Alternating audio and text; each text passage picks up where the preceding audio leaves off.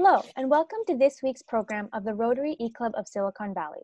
Each week, we connect with and hear from fascinating and inspirational speakers, often with a message focused on our interests in innovation, entrepreneurship, and education. My name is Farheen, and I thank you for joining us today. This week, we have Bethany Edwards and Aline Hankey, who will present to us their work with the Center for the Study of Childcare Employment.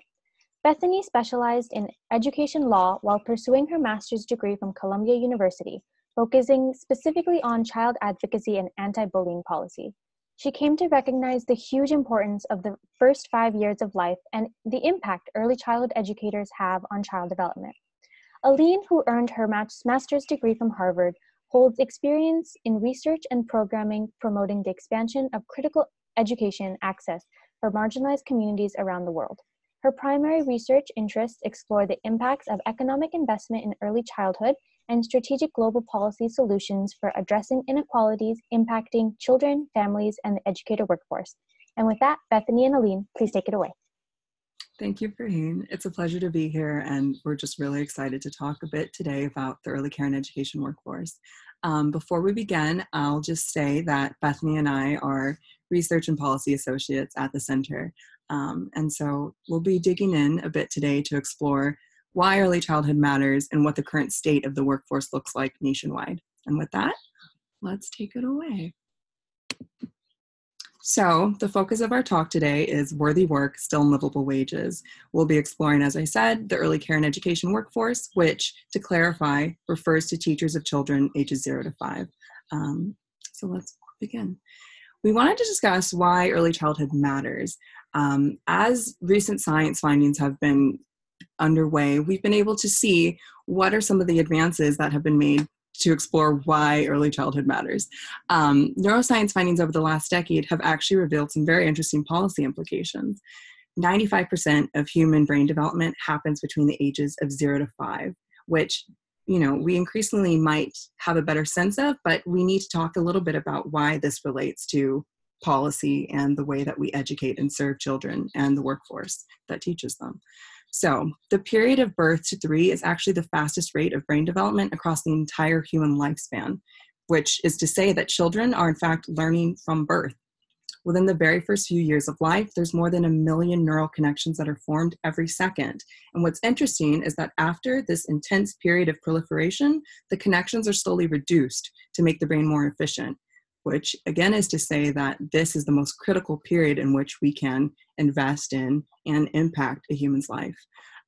These findings have, among others, led to the conclusion that early preventative interventions are substantially more likely to yield long-term effective outcomes than remediations later in life. And as we've explored this, there's also been advances in science exploring toxic effects of toxic environments and the way that stress can impact brain architecture, behavior, physical, and mental health.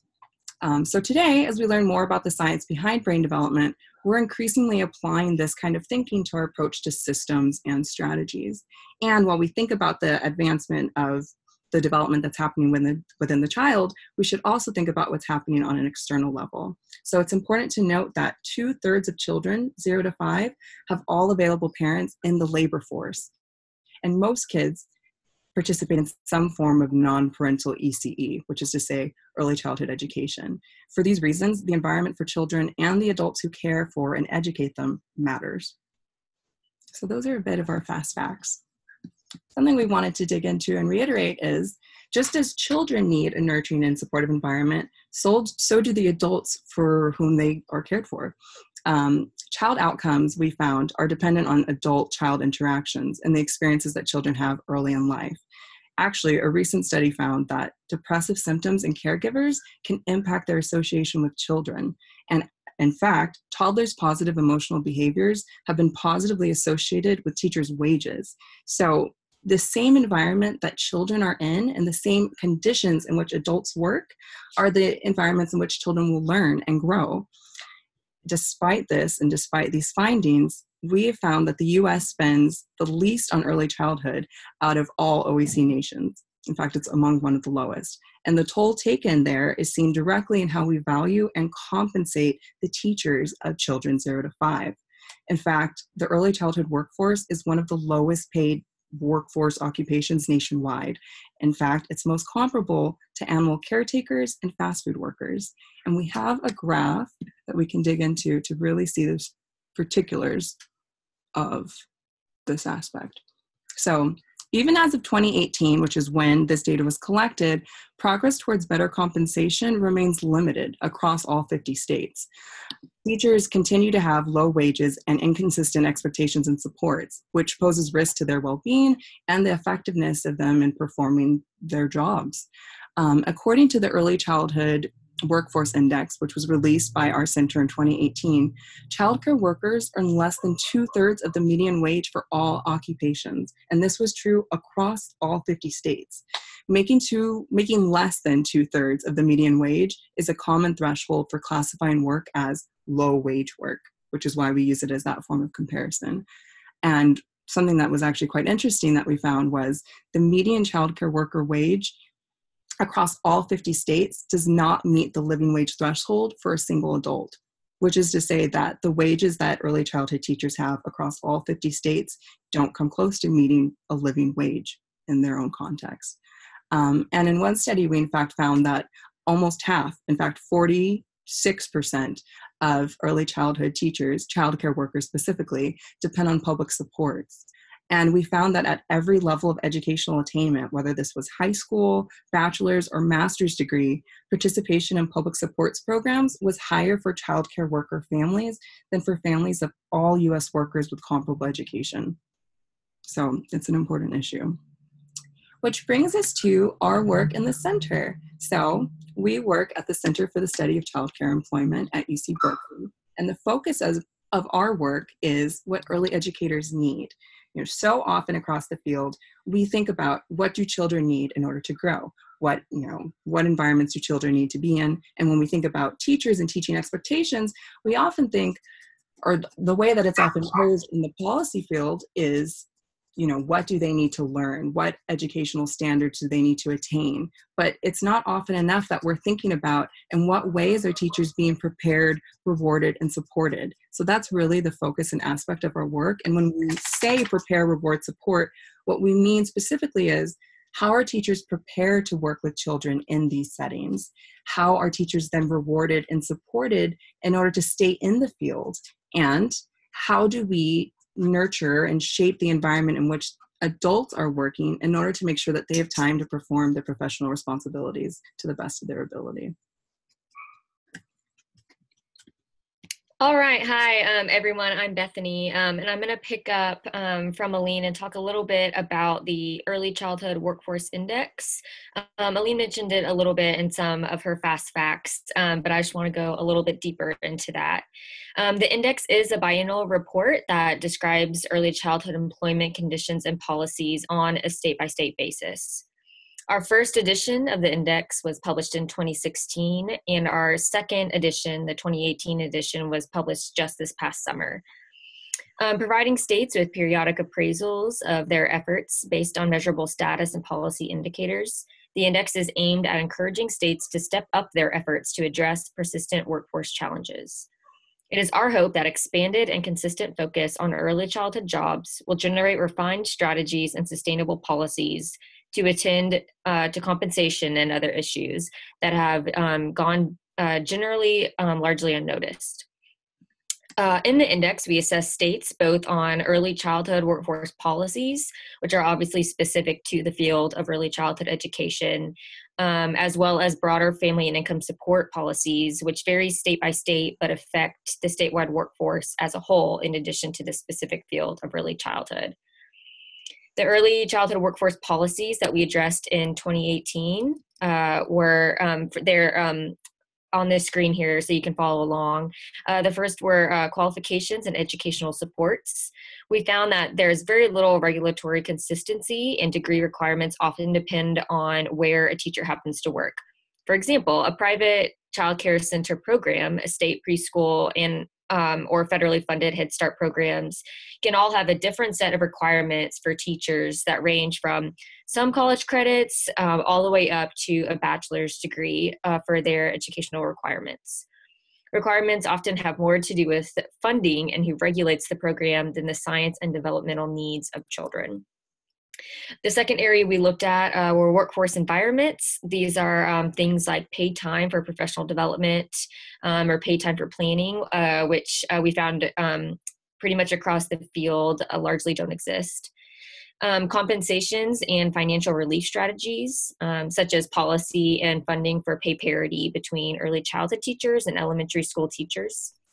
Financial resources, such as funding for pre-K, whether that be universal or selective pre-K. Workforce data, routinely collecting data in a systematic way. And so, as I said, these 5 elements you can see on the screen here.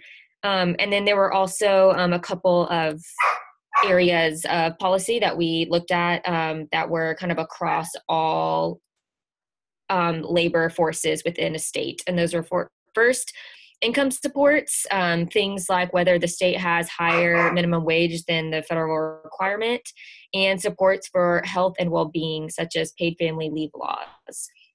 So one really cool resource we have just to kind of dig into this a little bit better and maybe in a more digestible way is our interactive map. So hopefully this link works here. So as you can see, we have each state, and over here on the side, we have about the index, which just gives you some more information, as well as the earnings for each of these categories, childcare workers all the way up to kindergarten teachers for each state. And then early childhood workforce policies, those things that I went over on the screen, as well as family and income support policies. So we won't spend a lot of time here just because this resource is available on the internet. But we can quickly look at, kind of close to home for you guys, California. You click on here for childcare workers. The 2015 median hourly wage was $11.95. And we compared this to the 2017 median hourly wage of $12.29. So even though this is still pitifully low, it is going in the positive direction, a 3% increase. And so for that reason, this California is green here, the light green with increase of 10%. So then when you look at workforce policies, these were rated stalled, edging forward, and making headway. So unfortunately for the qualifications section, California was rated stalled, and those ratings were based on an algorithm which includes all these different aspects here. And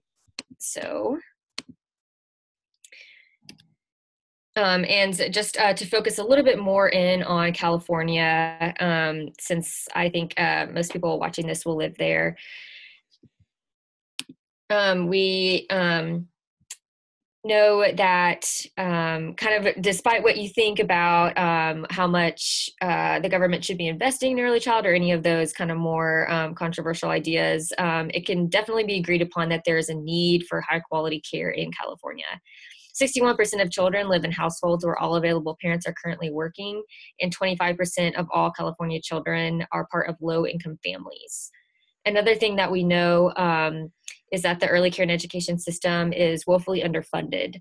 The cost of service is out of reach for many working families. I'm sure if there are parents of small children listening to this, you'll be able to relate to that. Even those who earn middle or high-class wages, it's still, childcare is still such a large percentage of the family budget. But at the same time, large swaths of early childhood teachers, even those with college degrees, learn unlivable wages. So as you can see here in this chart, the median wage of childcare workers in California was $12.29, and then all the way up to elementary school teachers was $45.17. So if you believe the neuroscience that Aline went over on the importance of the first 5 years of life, it doesn't really make sense that those caring for children during that such needed time would be paid so much less than elementary school teachers.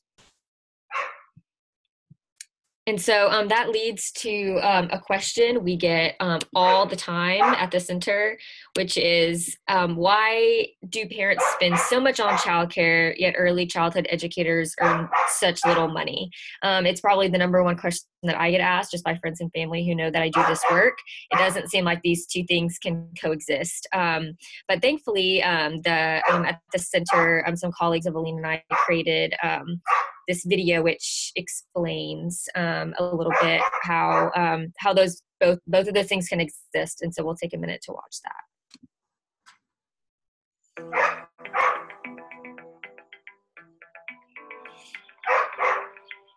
Alicia and Craig needed an early care and education program for their 2-year-old son, Jaden. Eventually, they found a suitable child care center nearby that offers a nurturing environment for Jaden and is open while they're at work. But it costs nearly $10,000 per year. That's more than a mortgage in most states. Even though they're paying the average price for childcare, it's a financial burden, and now they're expecting a second child. Meanwhile, Jaden's teacher, Sonia, is worrying about how to put food on her own table. Even though she has a bachelor's degree, she earns less than $15 an hour.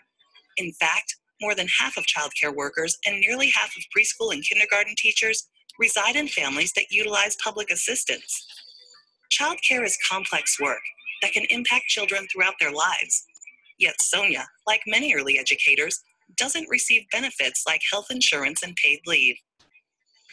So why do early childhood teachers earn so little when parents pay so much for childcare? There's a flaw in the system. Parent fees alone are not enough to fund quality early education. Let's look at the facts. Parents pay an average of $10,000 annually for center-based care. In certain locations, and depending on the age of the child, the average cost for licensed childcare is even higher. Let's take a closer look at Jaden's Child Care Center. He's one of 40 children attending full-time. Family payments equal $400,000 a year. About 12% goes to rent, utilities, and maintenance. 23% goes for classroom materials, food, and administrative costs. This leaves about $260,000 for personnel. Early care and education is labor-intensive and requires low adult-to-child ratios to ensure quality interactions. Jaden's Center, open 10 hours a day with 40 children and 3 classrooms, needs at least 3 lead teachers, 6 assistant teachers, and 1 director. The remaining money doesn't allow for median salaries, let alone benefits. Parents can't afford to pay. Teachers can't afford to stay. Public investment is the way. We invest in education for older children. Why not for all children? Here's how we can advocate for more public investment in early education programs. Invest in early care and education as other industrialized nations do. If parents are charged, ensure no family pays more than 7% of their income on childcare. Ensure that all teachers have better compensation and workplace support. Those caring for our youngest should at least be paid on par with kindergarten teachers. Question your legislators and candidates about their response to these issues. So let's invest in our teachers and children. Together, we can make it right for children, their families, and their teachers.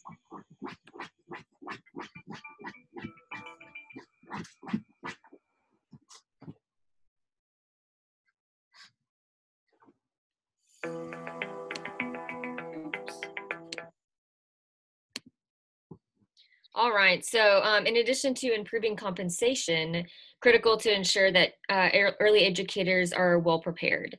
The lack of consistent requirements often creates a challenge for higher education programs as they struggle to respond to a variety of needs. So, another area of work that the center focuses on is the preparation of the early childhood workforce. And we do this primarily through releasing early childhood higher education inventories, which assists policymakers and other stakeholders to develop a more coordinated and comprehensive professional development system.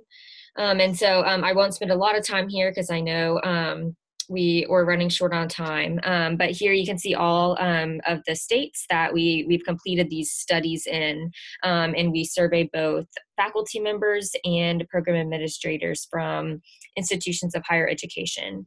We did do this study in California in October of 2015.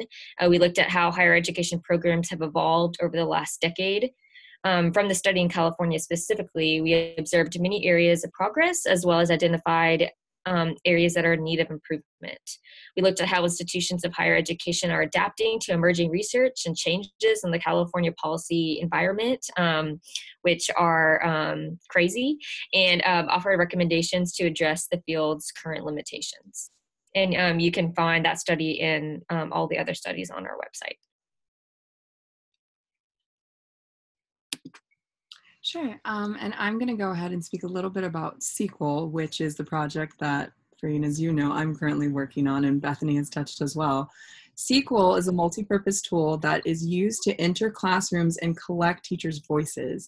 What we found is that so often in policy and across the field, what's missing from the conversations and the dialogue at the table is the teachers' voices and the opinions of teachers who are actually living every day in the classroom and understand the issues that they're facing. As you can see in the little visual below, SEQUAL collects information across 5 critical domains. 1 being teaching supports, meaning, what sort of materials like curriculum and physical equipment are present in order to support teachers. 2 being job crafting, meaning to what extent does the teacher have autonomy in really supporting and crafting their own professional development and their own advancement in their job. The 3rd is program leadership. What's the relationship between the supervisors and teachers in the classroom? We really want to get into if we imagined it as circles, what are the circles that surround a child within the environment in which they're placed, and how can we support at every level of those circles? So supervisor is one level where you can sort of see the interaction between a teacher, and a supervisor does in fact relate and impact the children and the experience that they have in their daily setting.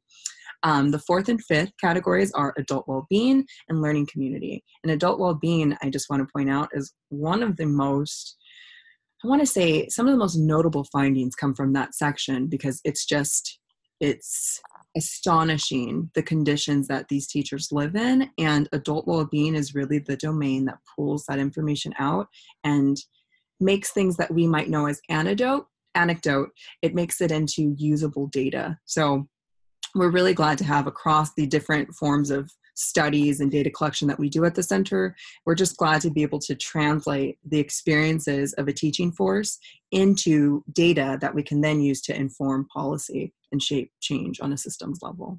So that's a bit about SEQUAL.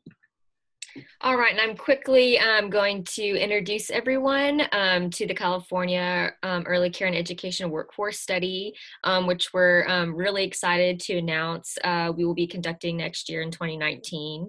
The Workforce Study will collect comprehensive data on wages, demographic characteristics, training experiences, such as working with children who are dual language learners, and as well as educational qualifications of the California ECE workforce, serving those children birth through 5 years old, as well as business and program characteristics of licensed centers and family child care homes.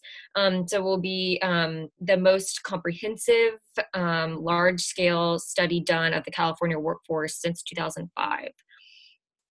The study will be completed by a statewide and regionally representative sample of early educators and licensed centers and family child care homes.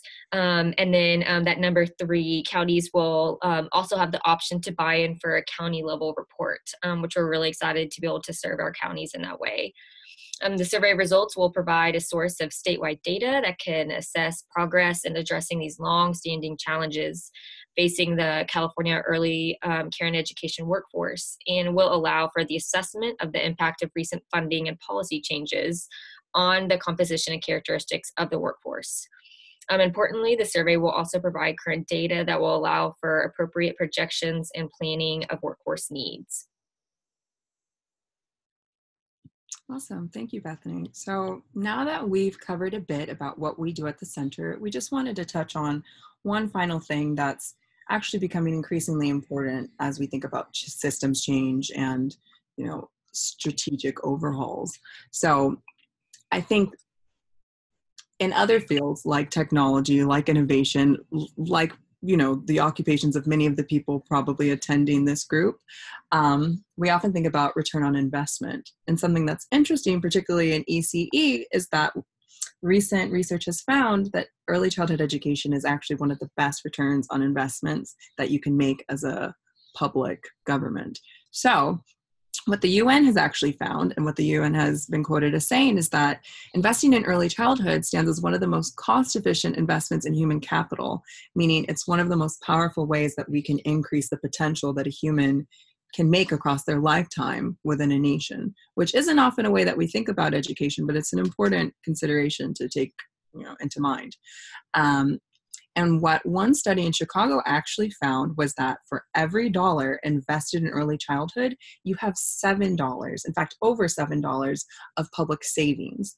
And when we say public savings, we mean saving on future cost of remedial education, criminal justice, public supports, homelessness. So the things that we are often most concerned about, particularly in the California context, I think everyone can relate to those things as we consider what's on the ballot coming up next month, basically. It's just important to think about how can we be more preventative in our strategies rather than tackling problems once they're massive. How can we really think about systems change at an earlier point? So that's something that we wanted to share. And I think that we'll now just give a little bit more info on what you can do. Now that we may have overwhelmed you with all the possible information about, the importance behind ECE, why we do what we do, what are the details of our work, and what's the return on investment. Now we wanted to share what you can do with this information. So how can we make affordable quality childcare and also compensate the childcare workforce? How can we make those two things a reality? So a few options that you have that are simple things you can do today are talk to friends and family and share something like the video, for instance, that we shared with you today on social media. As it is election season, sign on to petitions and action alerts, from your local organizations who are aligned with causes that you support, like early childhood. Write a letter to your local paper, attend a city council meeting, essentially get involved at the level that feels right for you.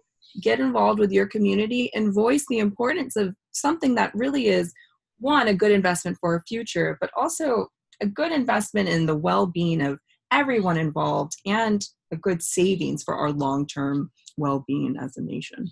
So that's a little bit about that. And if you have any questions, we would love to hear them. Thank you so much, Bethany and Aline. That was phenomenal and incredible. And especially since, I worked for the center many years ago.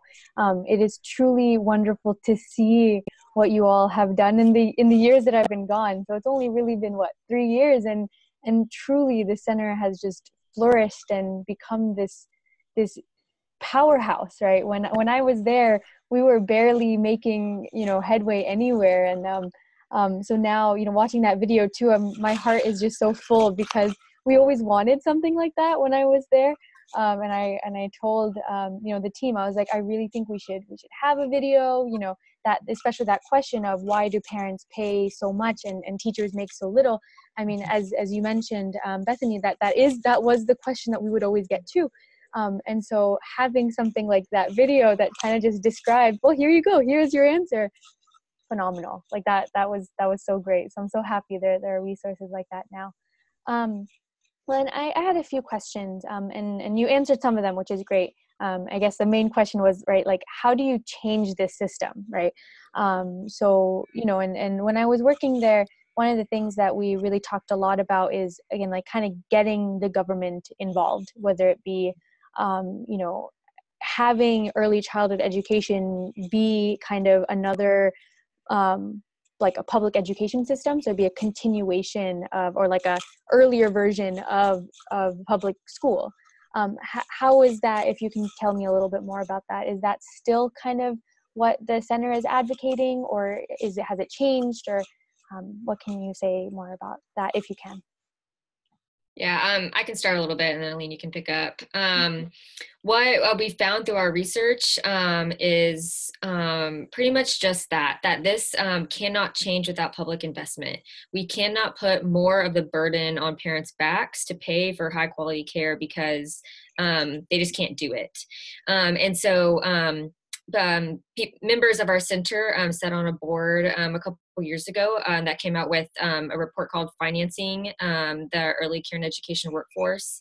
And it was just a really transformative work talking about what it takes in order to get high quality education. So now at least when we approach those policymakers and those legislators, we have a number, we have an ask now, which is a big jump from where we were in the past, where we're like, well, we know it will be expensive, but we're not sure what it will cost. So now at least we have a number to ask for. And of course, we're a long way away from gaining that kind of public support. But we're, we're fighting the good fight for that.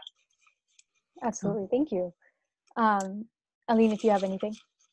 I was just going to say, I completely agree with Bethany, and Farheen, I really feel like you hit the nail on the head. It's public investment that matters, and we don't have to feel like we need to reinvent the wheel. There's successful international models, and in addition, there's states around the country that are now implementing universal pre-K, which is a start, but is a good model for how you can successfully get a large batch of your children inducted into a formal system of care and education, while also successfully compensating the teachers that, do this hard work. Yeah. So it's a great question. Actually, that was my next question. So what are some models that are already out there that we could potentially adopt, incorporate? So in terms of, the states that are kind of doing a really good job, and then in terms of globally, what are some countries that we can model off of? Sure, I can start with that. Recently, some members of our team, myself included, were on a task force advising on a ballot initiative that would reinvest in early care and education locally in our county, and it would also provide increased wage supports for teachers.